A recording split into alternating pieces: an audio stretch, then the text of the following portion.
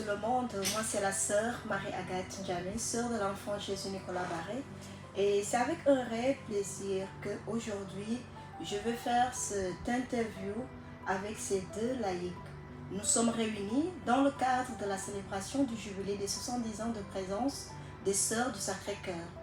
Et pour marquer cet anniversaire, nous avons souhaité donner la parole à des laïcs qui partagent leur spiritualité au quotidien.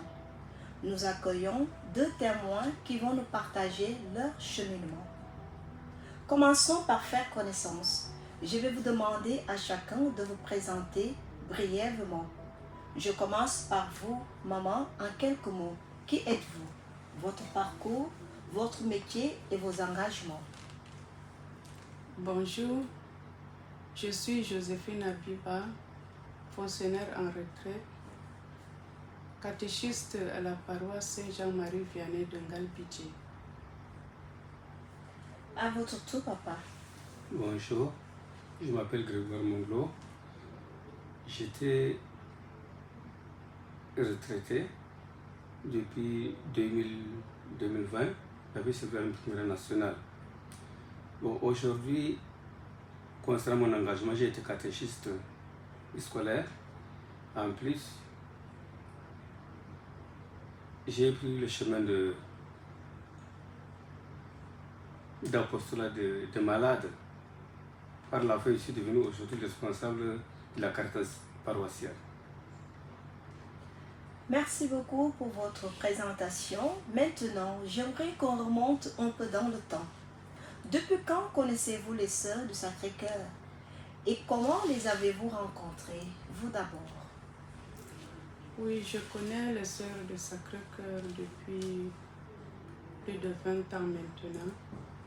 Et je les ai connues grâce à une voisine qui m'invitait souvent à venir partager la parole de Dieu chez les sœurs tous les mardis. Et d'autres fois, c'est des rencontres à la sortie de l'église avec les sœurs du Sacré-Cœur. On s'aborde, on se dit bonjour, et c'est comme ça que nous partageons et certaines phrases, certains rapprochements. Et vous, votre rencontre avec elle, ça s'est passé comment? Ma rencontre avec les sœurs, c'est lors d'une annonce à l'église.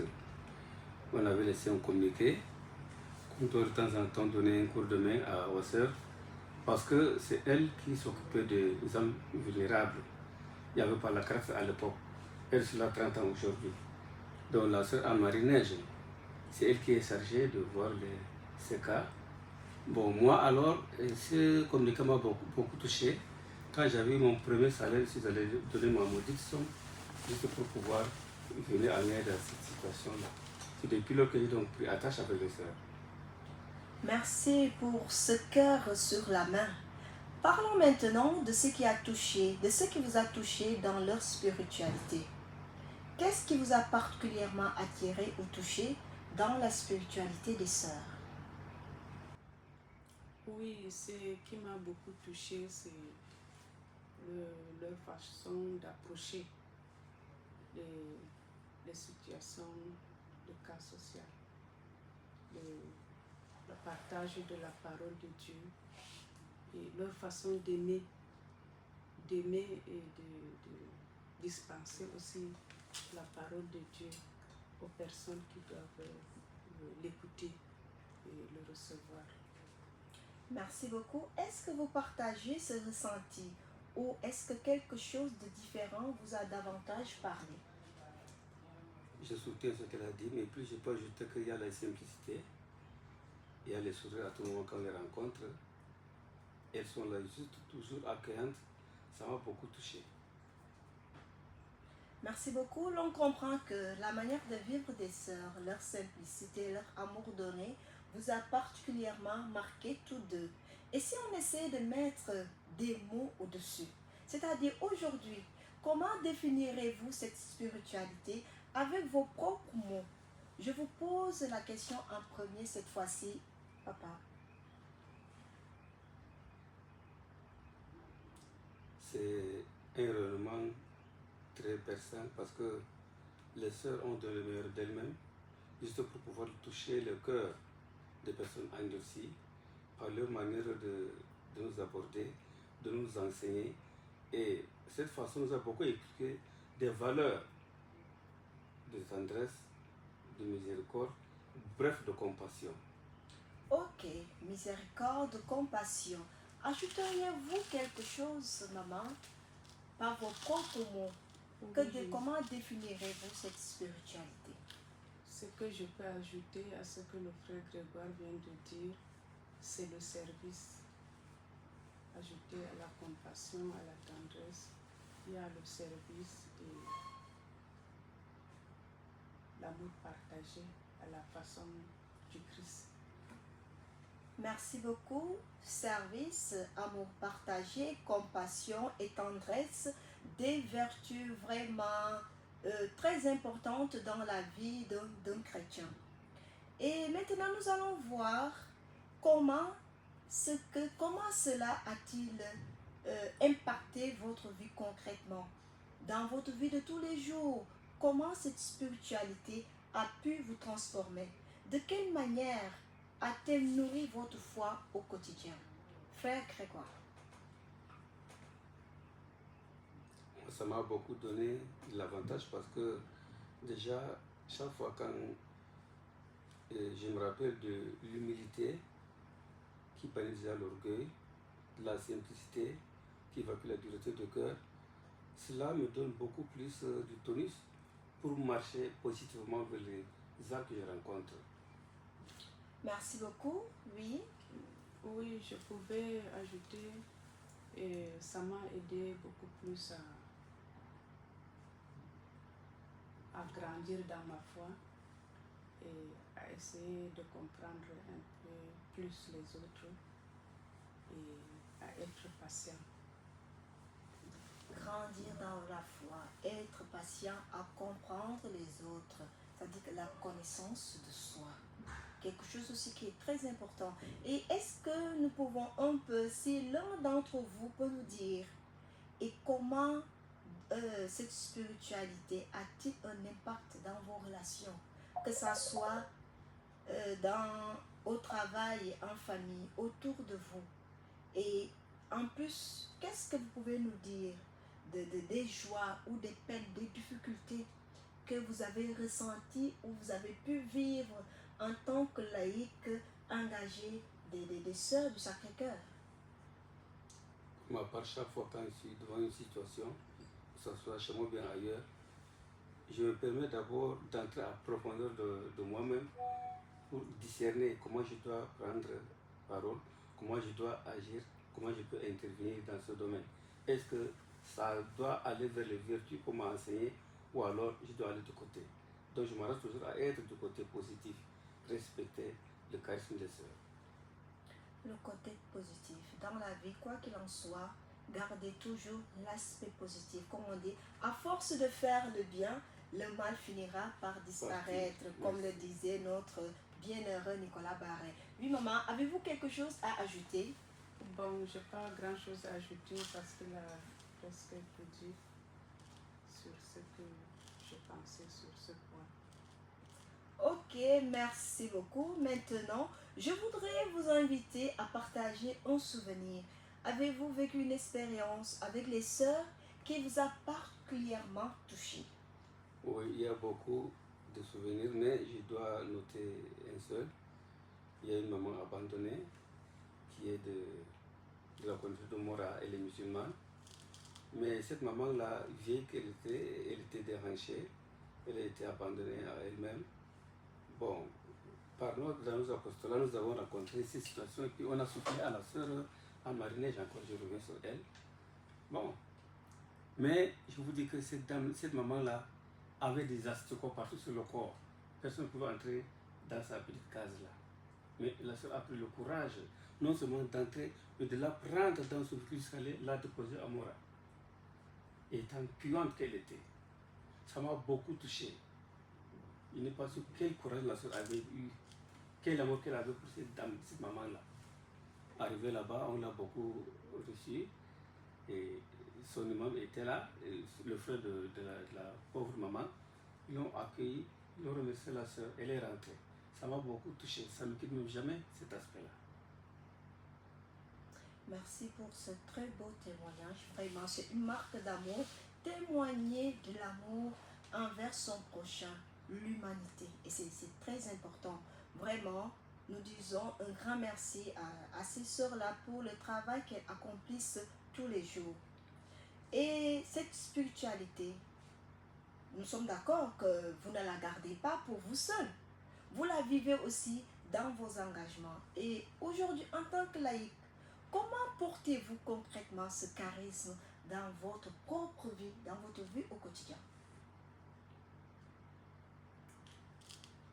Oui, dans notre vie, nous essayons nous aussi de faire comme les sœurs pour manifester cet amour envers les autres par la tendresse, par l'approche, essayer d'écouter les autres, essayer de les comprendre, de ne pas trop les juger, d'essayer de trouver ensemble ce qui peut améliorer surtout leur façon de vivre ou leur façon de comprendre aussi, ou de s'ouvrir à la parole de Dieu qui peut être quelque chose de plus fort à vivre et trouver la paix. Très important, je reviens sur le terme ne pas les juger. Comme il est dit dans la Bible, ne jugez pas et vous ne serez pas jugés. Et ayons un regard sur les 70 ans. Nous célébrons 70 ans de présence. N'est-ce pas un beau chemin parcouru? Que représente aujourd'hui pour vous ces 70 années? Ces 70 ans, que représente cela? Qu'est-ce que cela représente pour vous en tant que laïc? Oui, frère Grégoire. Moi, je prends ça comme un don de la Providence. Parce que leur présence au Cameroun a changé beaucoup la physionomie de l'humanité. Si aujourd'hui, je prends la responsabilité de suivre les malades à tous les niveaux, je ne vais pas le citer ici, mais j'ai rencontré beaucoup de cas dans mon apostolat, mais c'est grâce à elles. Si je ne les ai pas connues, je ne serais donc pas imprégné de ce que j'ai appris aujourd'hui. C'est la mission que l'Église me donne. Et c'est à travers elles, à travers leur soutien, à travers leur charisme, qu'aujourd'hui je me porte garant de dire que me voici pour cette mission. Je me tourne vers notre maman. Aujourd'hui, maman, quel impact pouvez relever que les sœurs ont eu, selon vous, sur l'Église, la société et les gens qu'elles croisent?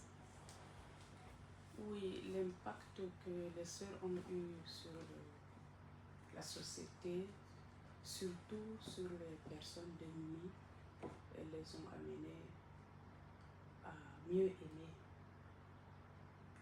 à faire grandir leur foi, à s'impliquer un peu plus à l'église, parce qu'aujourd'hui, ça m'a amené moi à m'impliquer un peu plus à l'église et à servir avec beaucoup plus de force selon la force que je ressens en moi de partager l'amour de Dieu.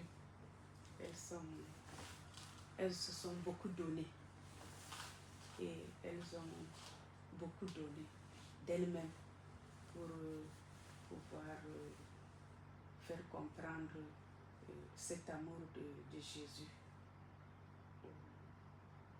aux personnes, aux fidèles et aux personnes qui ne croyaient même pas et qui, grâce à leur approche, ont pu aujourd'hui devenir des chrétiens, ainsi de suite. Elles se sont beaucoup données, amour pour amour, jusqu'au don de soi-même. S'offrir sans retour est-il plus beau je t'aime? Y a-t-il une réalisation, un aspect de leur mission qui vous inspire particulièrement? Papa Grégoire?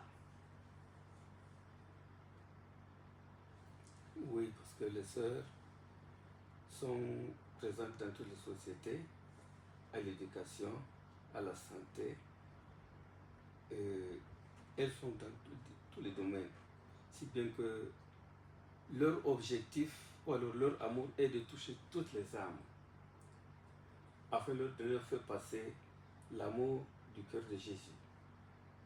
Je trouve que ça là, c'est vraiment du partage réel.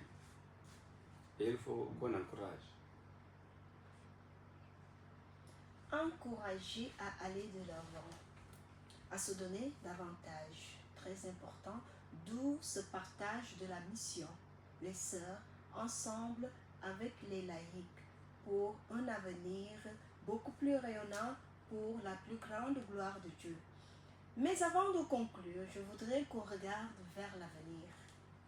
Quel message aimeriez-vous adresser aux sœurs pour ce jubilé? Maman?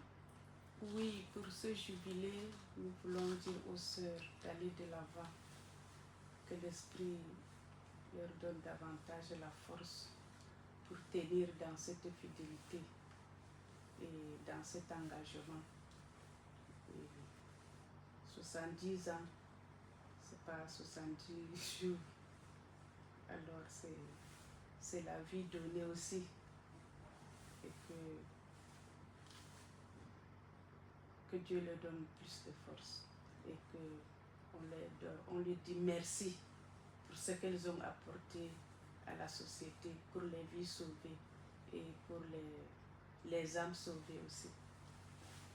Merci aux sœurs du Sacré-Cœur. Et pour vous, Papa Grégoire, selon vous, qu'est-ce que vous pouvez dire aux jeunes qui découvrent aujourd'hui cette spiritualité? Quel encouragement leur donneriez-vous? Merci. Moi, je demande à nos sœurs, à nos filles, d'intégrer cette spiritualité, parce que les sœurs qui sont données aujourd'hui sont d'autres bien fatiguées, d'autres veulent transmettre donc la connaissance, mais quand il n'y a pas une jeunesse qui s'intègre, ça va donc arriver où? Parce que notre souhait est que soit continué. 70 ans ne veut pas dire que nous sommes arrivés à la fin, mais plutôt c'est une mission qui s'ouvre davantage. Ça, c'est une relance de la mission. Un message à l'endroit des jeunes de ne pas avoir peur. Osez vous affirmer, osez répondre à l'appel du Seigneur qui bouillonne à l'intérieur de vous-même. Et nous vous disons aussi une bonne persévérance. Nous arrivons au terme de cet échange et j'aurai une dernière question pour chacun de vous. En une seule phrase, maman, qu'est-ce que les sœurs du Sacré-Cœur ont apporté à votre vie? Bon, elles m'ont apporté la connaissance de moi-même. Elles ont fait grandir ma foi et elles m'ont amené à s'impliquer un peu plus dans le service, dans l'Église et pour Dieu lui-même. Merci aux sœurs. Merci beaucoup.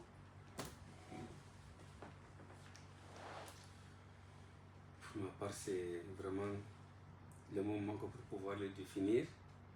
Tout ce que je peux dire, c'est que grâce aux sœurs, j'ai retrouvé vraiment ma voix. J'étais presque dans la perdition. Je ne venais plus à l'église. Mais dès que j'ai eu à franchir le seuil, je n'étais plus encore